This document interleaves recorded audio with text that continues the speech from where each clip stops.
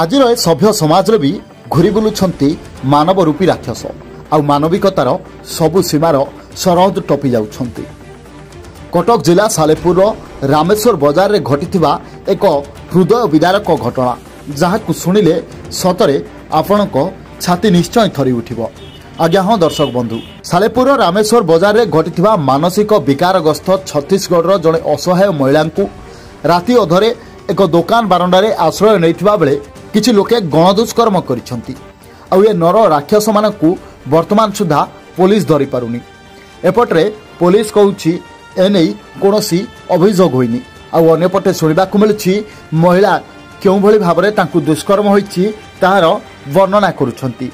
କେବଳ ଘଟଣା କେମିତି ଚପିଯିବ ସେ ନେଇ ସାଲେପୁର ଥାନା ଆଇଆଇସି ବର୍ତ୍ତମାନ ସୁଦ୍ଧା ପୁରା ବ୍ୟସ୍ତ ରହିଛନ୍ତି।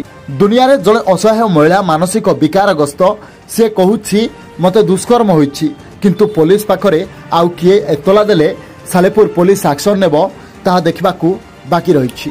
ତେବେ ଅନ୍ୟପଟରେ ପୋଲିସର କାର୍ଯ୍ୟକ୍ଷମତାକୁ ନେଇ ମଧ୍ୟ ପ୍ରଶ୍ନ ଉଠିଛି। କ'ଣ ଚାଲୁଛି ଏ ଦୁନିଆରେ? ସତରେ ଆଜି କ'ଣ ନ୍ୟାୟ ବଞ୍ଚିଛି ତ? ତା ଦେଖିବାକୁ ବାକି ରହିଲା। Bureau report, news 18+।